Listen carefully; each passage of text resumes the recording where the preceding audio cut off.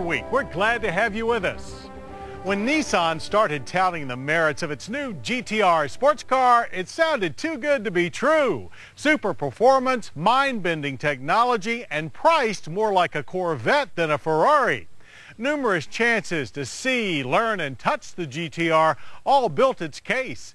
Now, with our expectations sky high, we finally had a chance to spend real seat time in the GT-R. So let's see if it's worth the price of admission or more.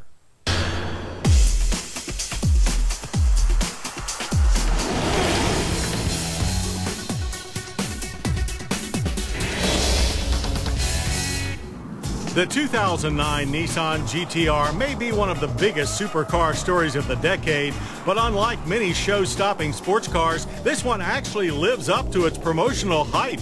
That's because the GT-R is no newcomer to the high-performance ranks, but one with a pedigree built on that of the legendary Skyline GT-R.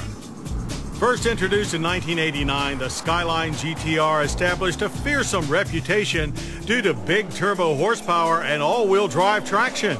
Its unobtainable position as a Japanese market-only model just added to its allure.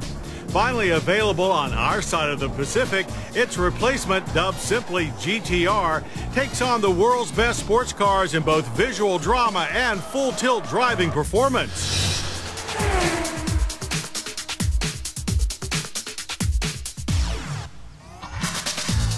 The strikingly aggressive, if not aesthetically pleasing body not only carries strong elements of the Skyline GT-R, but also displays hints of more familiar Nissan sporty endeavors like the 350Z and Infiniti G37. Its front-engine PM or prime midship chassis includes a light and strong carbon-injected structure at the front and composite aero panels on the underside. It's powered by an all-new GT-R exclusive 3.8-liter twin-turbo V6 rated at 480 horsepower and 430 pound-feet of torque. Yet for all its power, the Turbo 6 meets ultra-low emission standards. The engine's ponies hit the ground through a 6-speed sequential dual-clutch transmission with paddle shifters, shift speed adjustment, and a full automatic mode. And the auto industry's first independent rear transaxle all-wheel drive system that locates the transmission, transfer case, and final drive at the rear of the vehicle for optimum balance. Its torque split automatically varies from 50-50 to 100% rear drive depending on speed, steering angle, tire slip, and yaw rates.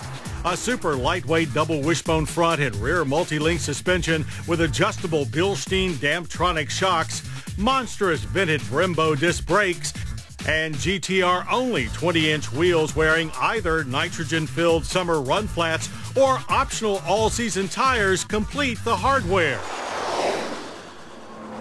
With launch control engaged, the GT-R is capable of a 0 to 60 time of 3.5 seconds and a top speed of 193 miles per hour. Testing at Germany's famed Nürburgring racetrack has delivered true supercar lap times that rival those of Germany's best. Our fast laps came on the Reno-Fernley Raceway in Reno, Nevada. Punch the pedal and the GT-R surges off the line with a huge power hit at 3,200 RPM. But it's the GT-R's handling that's most impressive. Driver-adjustable suspension modes range from tight to super tight, and when combined with the all-wheel drive system's huge traction, help glue the GT-R to the track surface like few cars we've ever driven. A touch of understeer on turn-in gives way to near-perfect balance as you roll on the throttle at mid-corner. Never before has a 3,800-pound car felt like such a featherweight. After that wild ride, our short street drive felt like a walk in the park, but it did show that even in the softest setting, the suspension is still pretty stiff. And that the suspension shifts, while sharp as attack at high speed, can be a little clunky in stop-and-go traffic.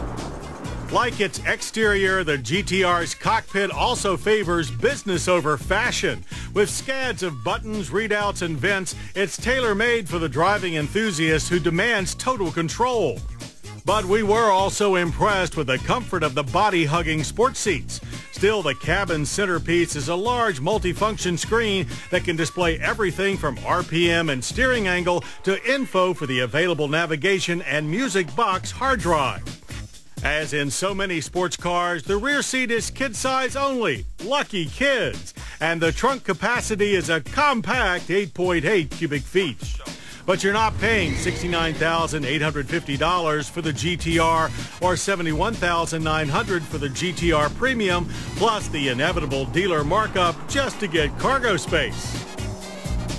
You're buying performance. Performance that rivals the most desired cars in the world for a fraction of their cost. And if you're one of the lucky 1,500 people who will garage a Nissan GT-R, rest assured you are buying 2009's Primo Supercar Experience and bargain.